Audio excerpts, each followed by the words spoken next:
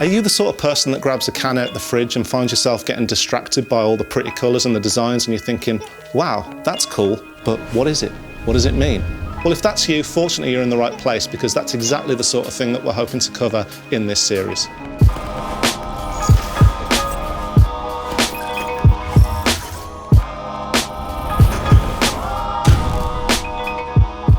Hey there guys, thanks for joining us on Planet Beer TV for a brand new episode in a new series called Beer and Branding.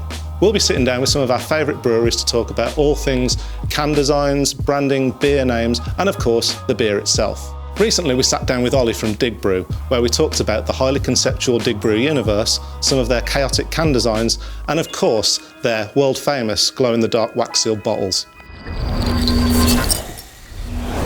Ollie, thanks for joining us today.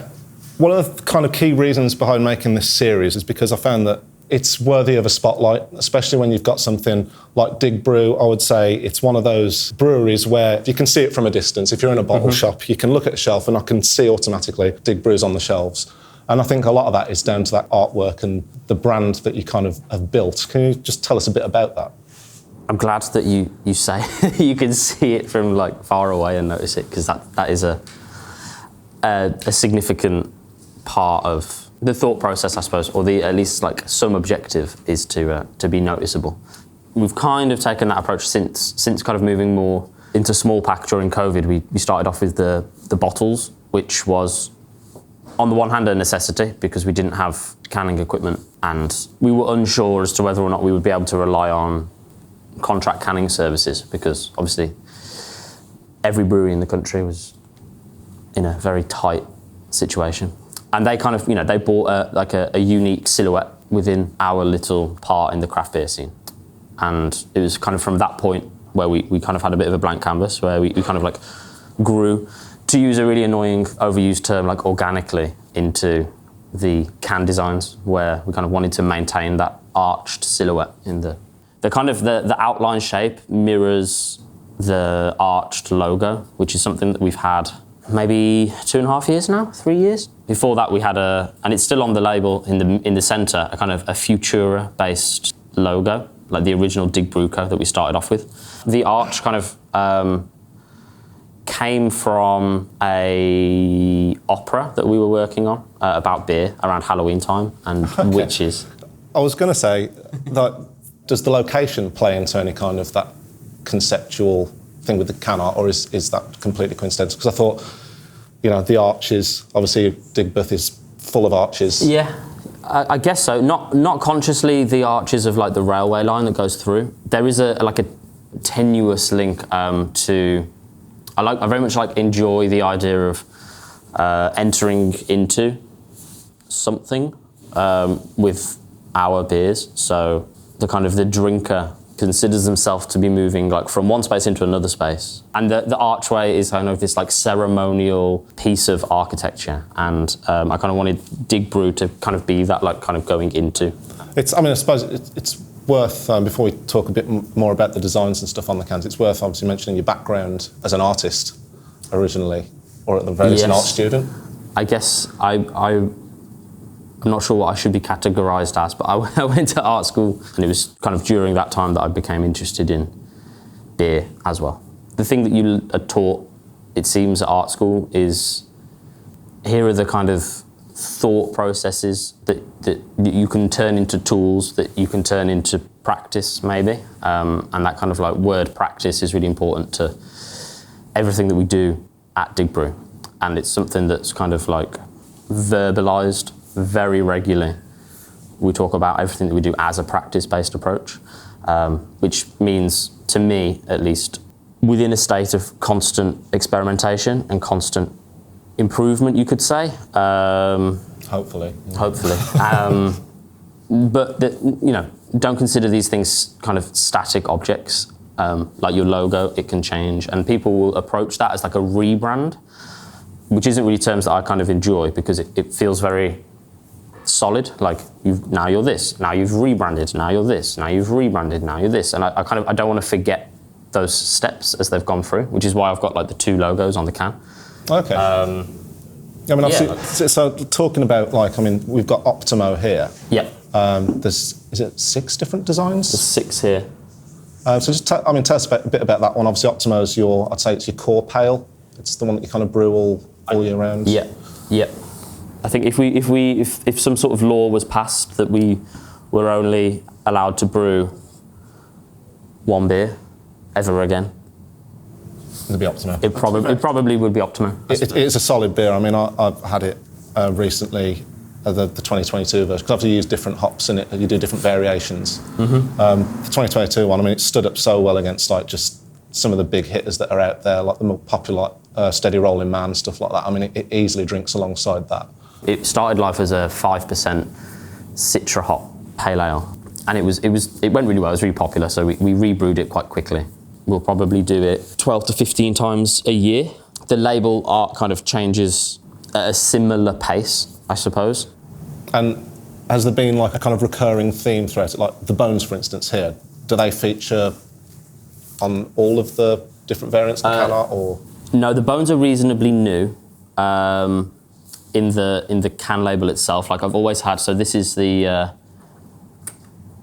bones of OPTIMO, which I've had for a little while. There's a clay studio up the road, and we did like an afternoon one time as a team, kind of making clay things. And I was like, I'm going to make OPTIMO to further rip off childhood and teenage influences from Yu-Gi-Oh cards. There's Exodia, which there's the head of Exodia, the right arm, the left arm, the right leg and the left leg. And if you collect all of those cards in the game, you automatically win.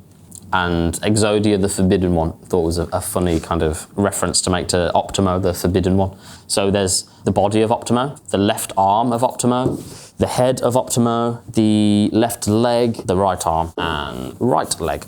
And they're kind of spooled on the reel in sync. So as it comes through the labeling machine, they're all kind of randomly mixed up into the cases. So if you were to buy 6, you wouldn't necessarily be guaranteed? You wouldn't necessarily be guaranteed. I think we definitely sell a pack on the website, which is like the full OPTIMO. Yeah. So essentially, the whole thing with your designs, it's an homage to influences, be that, the artists like MF Doom, and obviously going back to your childhood, things like Yu-Gi-Oh cards, something that's kind of distant and innocent as that. It's pretty cool the way that kind of ties in.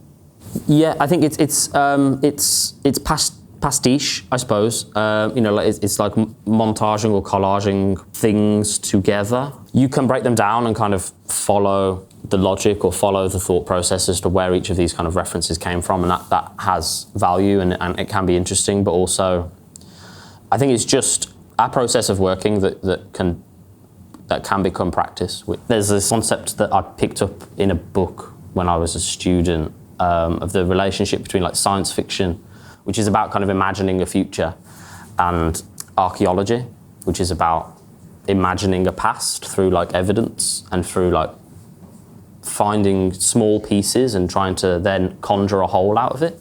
So kind of got interested in this OPTIMO storyline within Dig Brew, which again, I guess is in itself a whole fiction as well. Let's treat it like we're discovering more things as we go. Like it's not the case that like we have this set plan of what OPTIMO is and what it does or who it is, etc. But that it will more will be revealed, but not revealed. More will be discovered, and that's the kind of journey that we're on ourselves. Yeah, it's interesting because I think there's not many breweries out there that would kind of consider this something. It's almost like high concept beer making. I suppose, talking a lot about OPTIMO, but we've got Portal on the end there.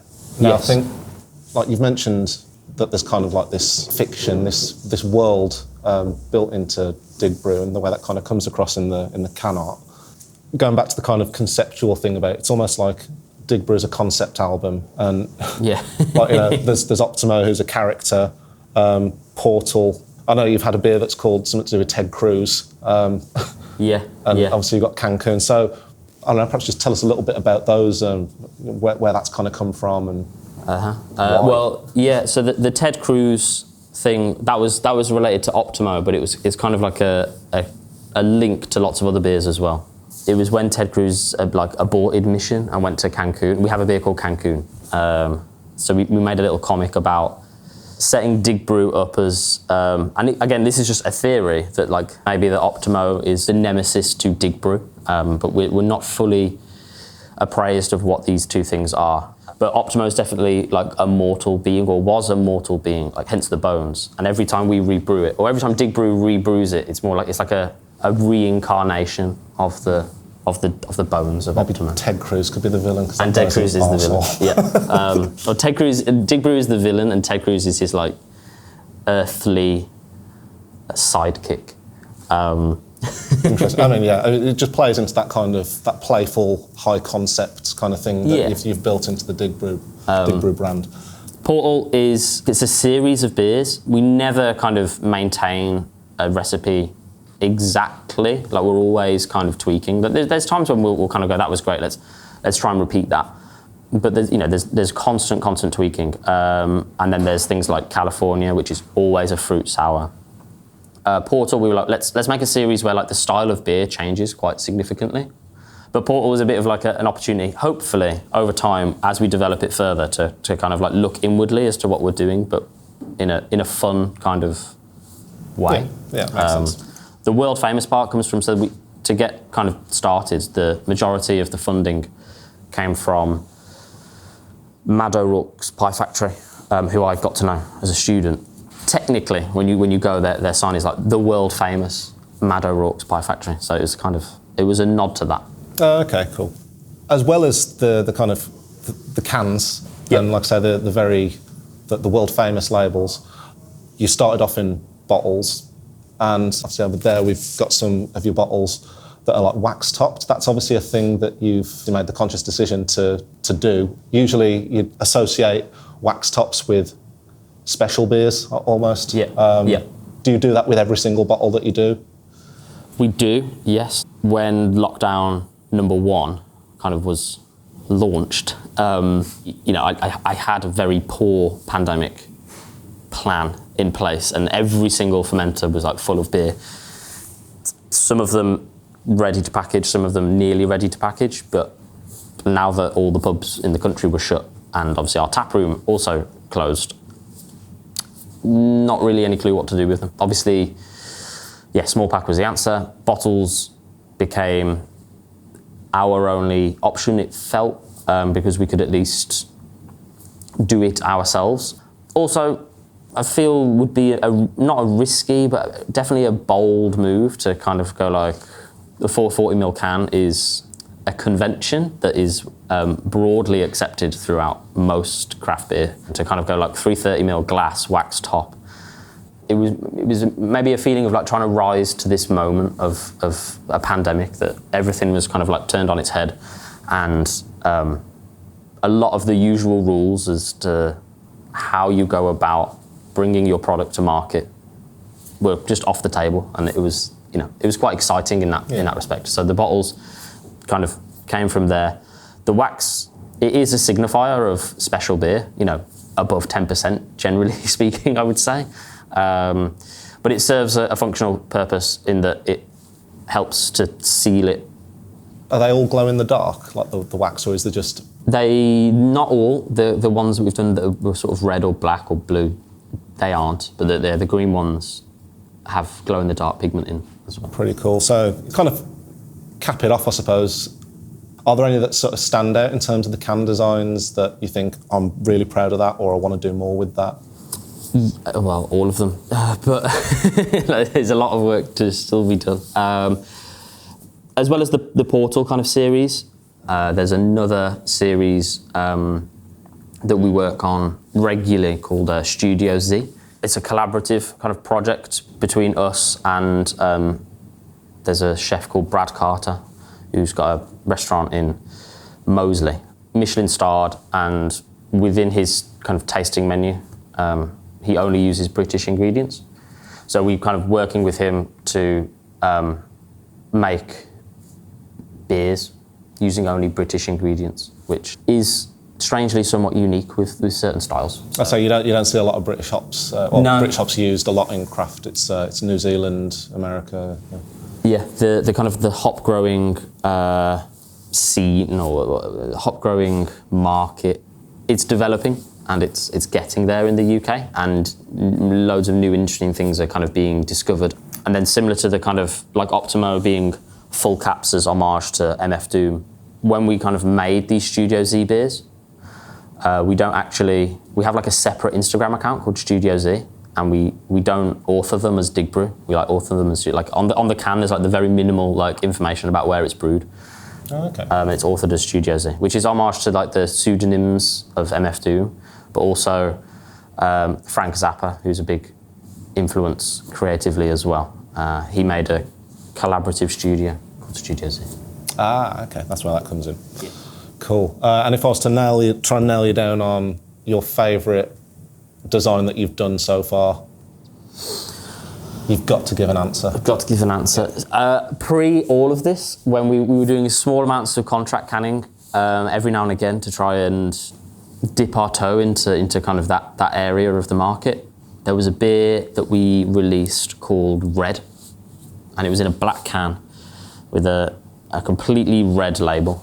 And I learned a lot about kind of trusting your instincts or intuition when it comes to things with that. And I had the image of what I wanted the whole thing to look like well in advance of kind of getting to work on it. And it holds a kind of like an iconic place for me in our discography, nice, if you will.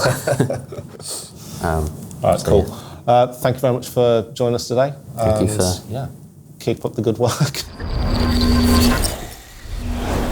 If this is the sort of thing that you like watching, guys, then please feel free to hit like and subscribe. And by all means, if you've got any suggestions for breweries or beers that we could cover, leave a comment below.